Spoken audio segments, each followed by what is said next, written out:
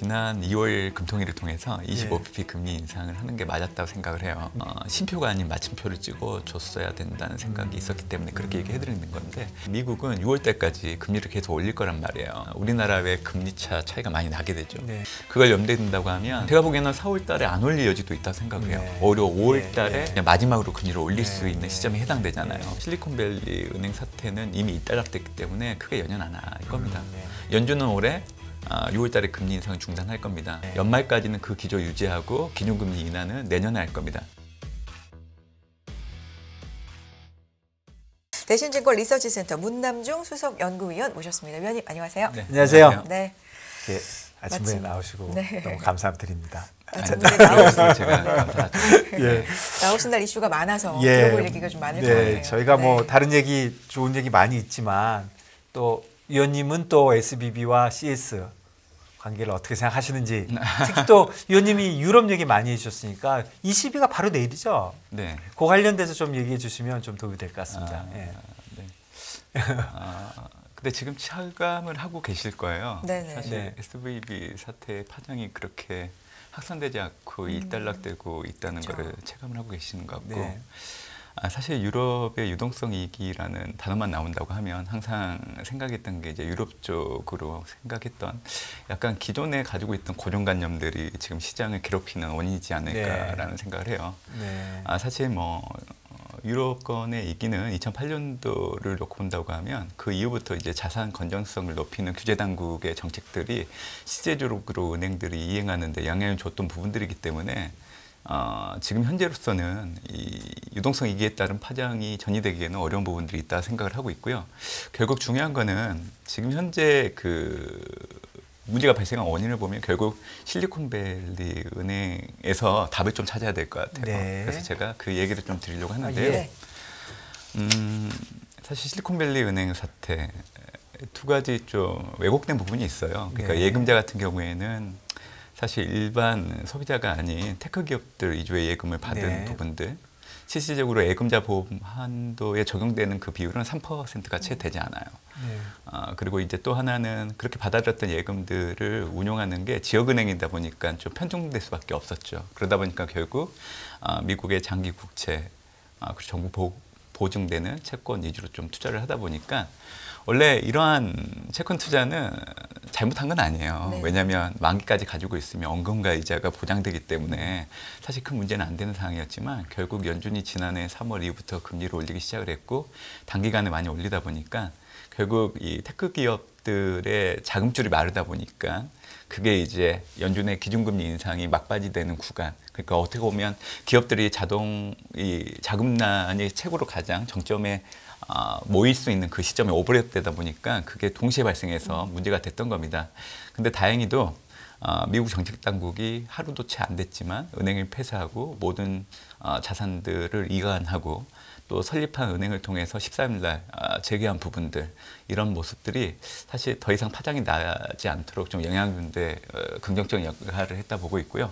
결국 이 니먼 사태까지 좀 거론을 하시는 분들도 있어요. 근데 니먼 사태를 놓으면 사실 주가가 저점을 형성하고 올라가는데 약간 우리가 얻을 만한 교훈이 좀 있었습니다. 2008년도 당시 니먼 사태가 발생했을 때 사실 주가는 2009년도 3월까지 계속 하락했거든요. 근데 2008년도 놓고 본다고 하면 9월 달에 연준이 긴급 유동성 지원 프로그램 가동했고요. 또 그해 12월 달에는 제로금리 수준까지 내려왔죠. 그럼에도 불구하고 미국의 증시는 계속 하락을 했단 말이에요. 그 원인을 찾아보면 결국 이 리먼 사태의 원인이 모기지 업체들로부터 발생을 했던 거거든요. 그렇기 때문에 2008년도 12월에 모기지 채권 5천억 달러를 매입한다는 내용을 포함한 QE를 선언을 했고, 그 다음 달, 한 달이 채 안 돼서 실질적으로 모기지 매입이 들어갔죠. 그리고 나서 2009년도 3월 전후로 이제 미국 증시가 안정을 되찾고 다시금 반등 흐름으로 계속 올라가는 모습이 나왔던 겁니다. 지금과 좀 비교를 해보면요, 실리콘밸리 은행 사태, 결국 미국 정책 당국이 예금자 보호를 파격적으로 모두 보장한다는 얘기를 좀 했죠. 그리고 또 합법적인 은행들 같은 경우에는 국공채 그리고 모기지 채권, 거기에 상응하는 채권들에 대해서 담보를 제시한다고 하면 헤어컷 없이 액면가 그대로 1년 동안 대출을 해주겠다고 했기 때문에 지금 현재 실리콘밸리 은행 사태 이후에 타 지역은행, 물론 이제 실버게이트 그리고 시그니처 은행 같은 네. 경우에는 파산한 흔적들은 있지만 다른 타 은행으로는 그렇게 확산되고 있는 게 지금 나타나지 않고 있거든요.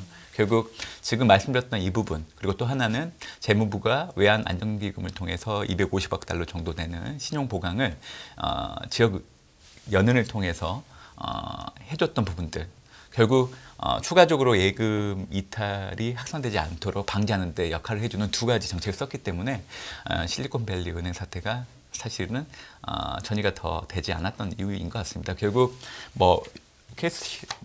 유럽 쪽의 은행의 어떤 유동성기가 지금 현재는 불거지고 있지만 혹시라도 문제가 발생한다고 하면 ECB 역시 미국처럼 신속하게 정책 대응을 할 걸로 좀 보고 있기 때문에 올해 같은 경우에는 사실 이 금융 시스템 전이로 인한 문제가 발생하기는 좀 어려운 한 해이지 않을까라는 생각을 좀 해보고 있어요.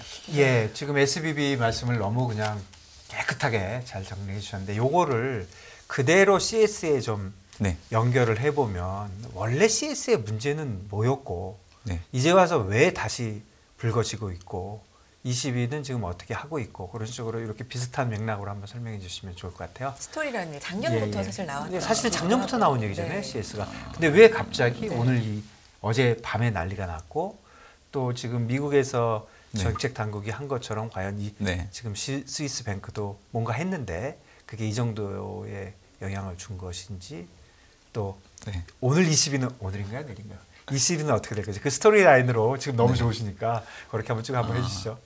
사실 실리콘밸리 은행 사태가 발생하지 않는다고 하면 네. 유럽 쪽 은행의 문제는 사실 거론도 안 됐을 거예요. 네. 네. 결국 매스컴에서 사실 그 부분을 좀 계속 언급하다 보니까 파장이 있는 것 같고요. 네. 일단 SVB 사태를 보면 네. 사실 실리콘밸리 은행은 테크 기업 위주로 예금을 받아들였고요. 네. 실버게이트하고 시그니처 은행 같은 경우에는 사실 코인 전문 은행이었어요. 네. 그러니까 예금을 받아들이는 고객들이 편중되어 있었던 거죠. 네. 그러다 보니까 문제의 발단이 시작됐던 거고요. 네. 그러다 보니까 오히려 해결할 때는 훨씬 더 수월할 수 있었던 거예요. 네. 왜냐하면 다른 타 은행들처럼 고객들이 다양하게 분포가 되어 있지 않다 보니까 단순하게 네. 접근할 수 있었던 거고 그렇기 때문에 결국에는 예금자 이탈을 방지하려고 하면 예금자 이탈이 나타나더라도 그거를 이제 케어해 줄 수 있는 정부에서 대응을 해줬기 때문에 일단락된 모습이 나타났던 거고요. 근데 유럽의 은행의 문제는 제가 보기에는 지금으로서는 이게 좀 약간 개별 은행 문제로 좀 치부를 해야 되는 건 분명히 있는 것 같아요. 왜냐하면 이제 지난해 재작년 은행의 이제 재무제표상에 문제가 있었다는 부분들이 언급된 부분들 이게 이제서 나오는 거고 그리고 지금 현재 그 사우디 금립은행이 자금 지원을 중단하겠다. 네. 근데 다행인 거는 이제 스위스 정책 당국이 그래도 뭔가 문제가 발생하게 되면 지원을 해줄 수 있다. 약간 이 정도의 뉴스 플레이어인 거예요.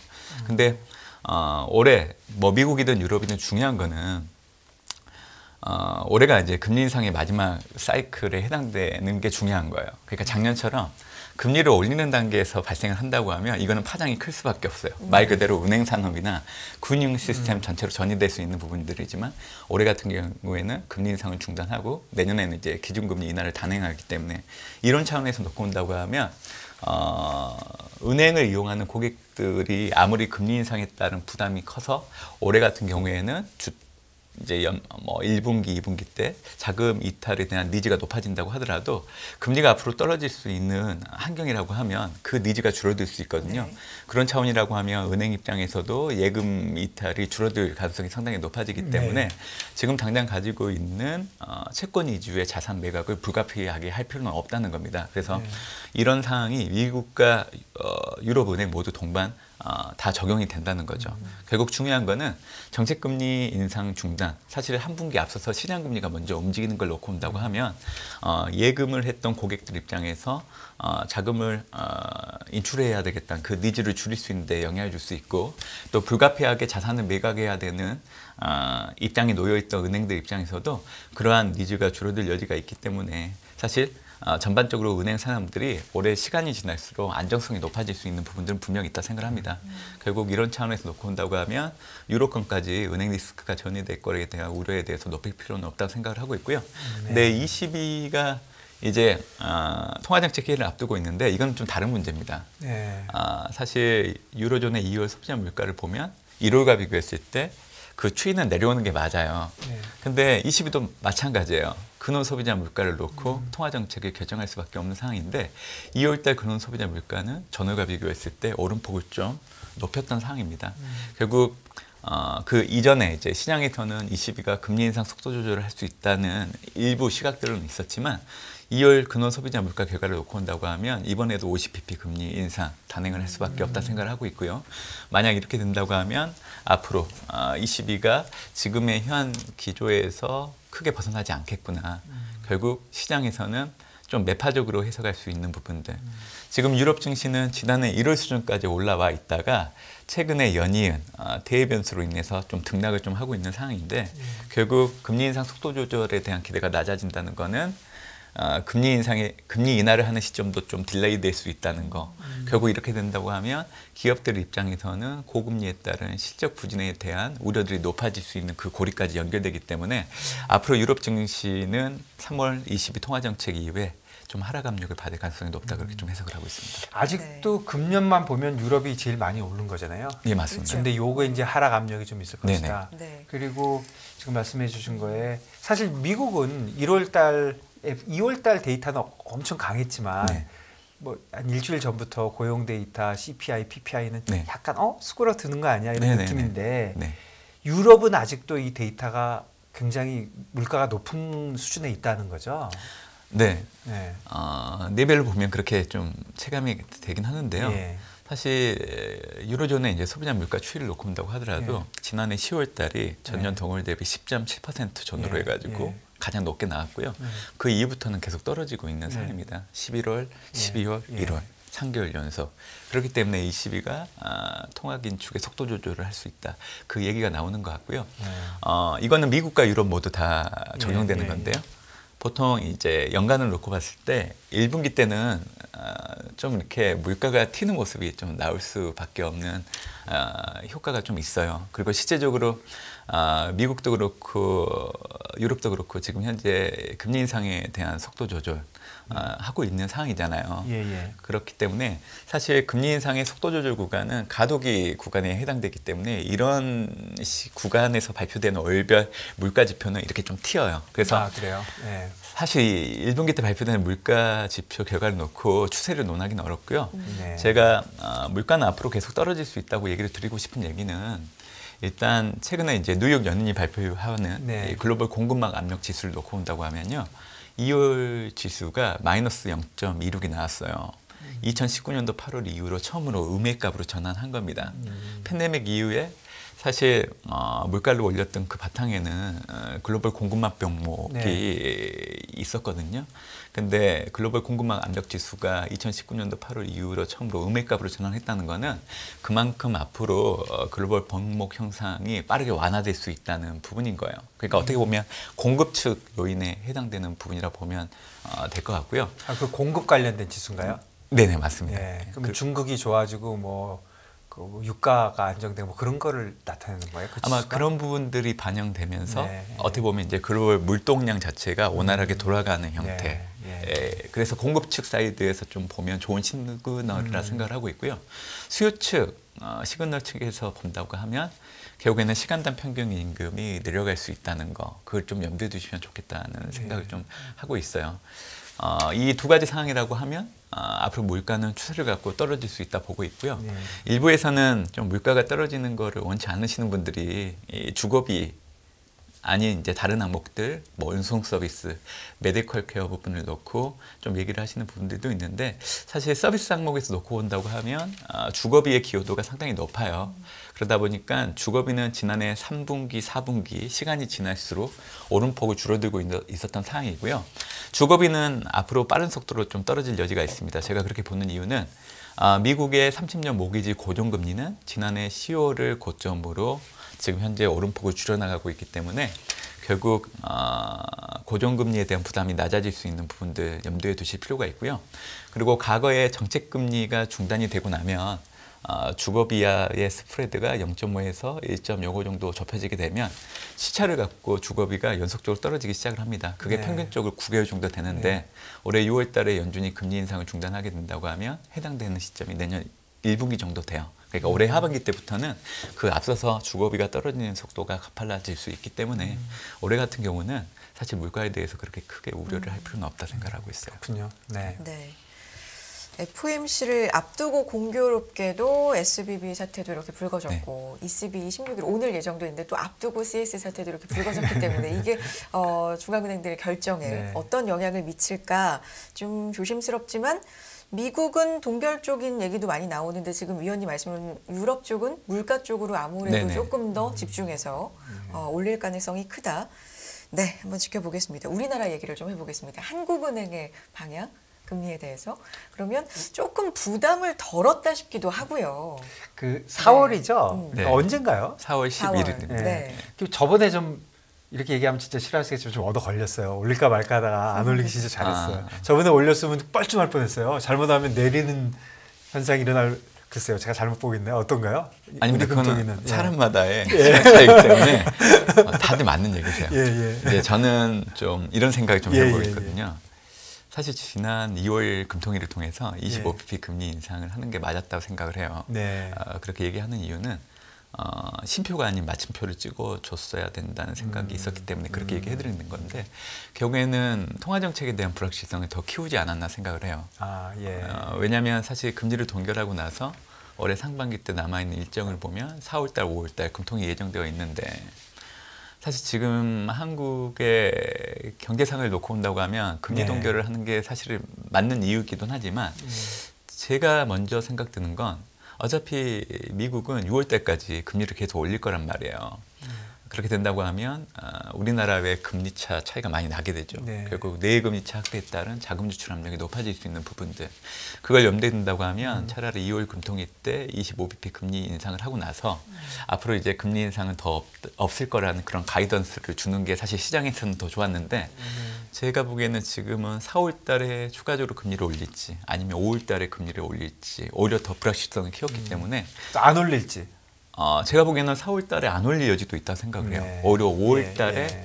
어떻게 보면 마지막으로 금리를 올릴 네. 수 있는 시점에 해당되잖아요. 네. 연준은 올해 6월 달에 금리 인상을 중단할 겁니다. 실리콘밸리 지금은 뭐 시장이요. 네. 6월 달에 금리 뺀다고 지금 커브가 지금 아. 뭐 그까지 난리가 커브 자체는 좀 네, 여기까지 네, 내려왔어요. 예. 절레절레 그건 아니다. 예, 그건 아니다고 생각하시는 거죠? 제가 한 가지 말씀드릴까요? 예. 네. 연준은 두 가지를 보여줘야 돼요. 시장에다가. 예. 하나는 인플레이션, 또 하나는 금융 안전. 네. 이 각각의 사태가 발생했을 때 꺼내들 수 있는 각각의 정책 도구가 있다는 거를 네. 시장이 보여줘야 되거든요. 네.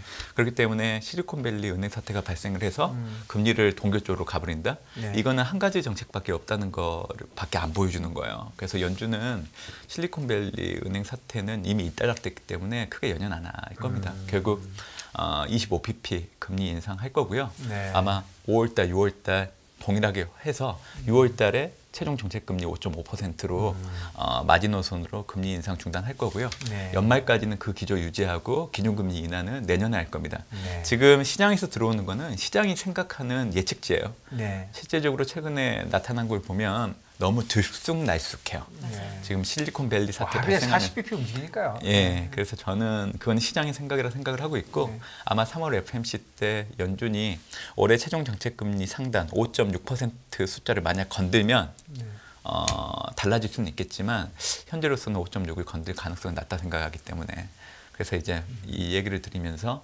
결국 한국은행 입장에서도 6월달 전 금리를 마지막으로 올릴 수 있는 기회가 4월달, 5월달 두 번의 금통위 말고는 없거든요. 그때 올리면 크게 문제는 안 돼요. 네. 근데 연준이 금리 인상을 중단한 상황에서 나중에 금리를 올린다고 하면 문매를 맞을 거예요. 그렇기 때문에 저는 4월달, 5월달 한 번 정도는 올리는데 네. 이제 4월에 올릴 확률은 좀 떨어지지 않나라는 생각을 하고 있어요. 한국은행도 어렵겠어요. 금리 봐야지, 미국 눈치 봐야지, 네. 뭐 환율 봐야지. 네, 맞습니다. 그 안개 속에 있다고 얘기하셨나요? 네? 그때? 안개 속에서는 잠시 네. 멈추고 상황을 보겠다가 지난번에 이제 네. 코멘트였죠. 네. 예, 그러면 우리 시간 좀 있으니까 우리 시장, 우리 주식 시장이 요즘 뭐 네. 뭐 왔다 갔다 좀 하잖아요. 뭐 네. 하루에 뭐 3% 4%씩 움직이는데 어떻게 보십니까? 우리나라 왜 이렇게 움직입니까, 진짜? 아마 이제 다른 나라 눈치를 봐야 되는 대표적인 증시이기 때문에 네. 그러지 않나 생각을 하고 있고요. 사실 우리나라 증시는 앞으로 다른 타 증시 대비랑 비교를 해보면 디커플링이 나타날 여지가 있다고 생각을 해요. 예. 예. 뭐 좋은 쪽으로요, 나쁜 쪽으로요? 어떻게 보면 나쁜 쪽이라고 생각할 수 있을 것 같은데요. 예. 저는 지금으로서는 앞으로 한 향후 3개월 정도 염두에 뒀을 때 코스피 지수 기준으로 2200에서 2500 이 박스권에서 갇혀서 좀 움직일 여지가 있다라고 생각을 하고 있고요. 아마 미국을 포함한 글로벌 증시가 좋게 움직인다고 하면 최대한 2400포인트를 지켜주려고 하는 노력을 보여주지 않을까 생각을 합니다. 근데 미국과 글로벌 증시는 우상향하면서 올라갈 확률이 높은데 네. 이렇게 생각한다고 하면 한국 증시 역시 동일하게 움직일 수 있겠구나 생각을 하실 수 있을 것 같은데요. 제가 보기에는 상단이 좀 막혀 있지 않을까라는 생각을 해요. 네, 왜 그럴까요? 결국 한국 같은 경우에는 두 가지 전제 조건이 필요하죠. 네. 근데 다들 아시는 내용이라서 모릅니다.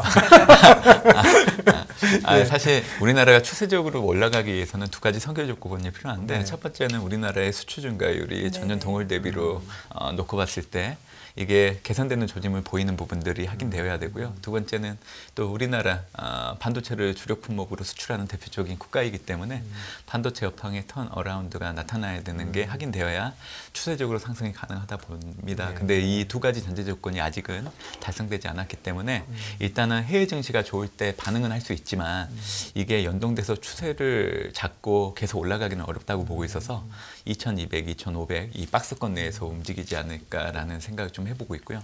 그나마 다행인 거는 2400을 최대한 지켜준다는 겁니다. 그 아래로 떨어질 여지가 없다는 거는 어떻게 보면 긍정적으로 해석할 수 있는 부분이라 생각을 하고 있고요. 네. 그런 차원에서 실리콘밸리 은행 사태는 3월 FMC 이후에 연준의 통화 정책이 더 매파적으로 바뀌지 않은 구시점 역할을 했다고 보고 있기 때문에 네. 올해 연간으로 놓고 온다고 하면 그래도 1분기가 가장 어두운 시기라고 생각을 합니다. 네. 그래서 우리나라 증시 역시 2분기, 3분기, 4분기와 비교를 해보면 1분기가 그래도 가장 낮은 타이밍이라고 보고 있기 때문에 그래도 나쁜 구간은 지나가고 있다. 이제 이 얘기를 좀 드리고 있는 거고요. 네. 저는 우리나라를 포함한 투자에 대한 컨셉을 이미 시작된 디스인플레이션을 통해서 좀 잡아야 된다 생각을 해요. 네. 디스인플레이션은 물가 상승률은 플러스 있지만 물가 상승률이 줄어드는 거를 우리가 얘기를 하고 있는데 지난해 12월을 기준으로 미국 같은 경우에는 근원 PC 전년 동월 대비 4.4, 최종 정책금리 4.5로 역전이 일어나는 게 지표를 통해서 나타나기 시작을 했죠. 그러다 보니까 1월 말 2월 초 FMC를 통해서 파월 연준 의장이 디스인플레를 공식적으로 얘기할 수 있었던 거죠. 결국 디스인플레이션은 금리와 물가의 민감도가 높은 대상들을 보셔야 돼요. 그래서 팬데믹 이후에 사실 이축됐던 대표적인 권역이 신흥국 증시였거든요. 그러다 보니까 앞으로는 여러분들이 선진국 자산이 아니라 신흥국 자산을 우선시해서 보셔야 되는데 올해 1, 2분기 때는 중국 그리고 2, 3분기 때는 아마 대만과 한국 같은 반도체 국가 그리고 이제 지금 현재로서는 여러분들이 가치주가 아닌 성장주 컨셉으로 접근을 하셔야 되는데 저는 배터리와 전기차 그리고 반도체 바이오가 그 대상이 될 수 있다고 봅니다. 그리고 이번 달에는 IRA 후속 법안이 나오기 때문에 아마 모멘텀이 배터리 쪽이 한 번 더 받을 여지가 있어요. 네. 그래서 혹시 이런 사항들이 전개된다고 하면 네. 일단 배터리는 좀 일단 비중을 줄이는 기회로 좀 삼는 게 좋지 않을까 생각을 해보고 있습니다. 이미 또 많이 예, 올라가기도 맞습니다. 했고요. 예. 네. 중국 그리고 그 다음 분기는 대만, 한국 또 성장주. 그리고 22는 그렇게 만만하게 금리 중단을 하긴 좀 어려울 것 같다. 그런 말씀이십니다. 오늘 위원님께서 말씀해 주신 여러 포인트들 좀 기억하면서 지켜보겠습니다. 대신증권 리서치센터 문남중 수석 연구위원 함께했습니다. 고맙습니다. 네, 감사합니다.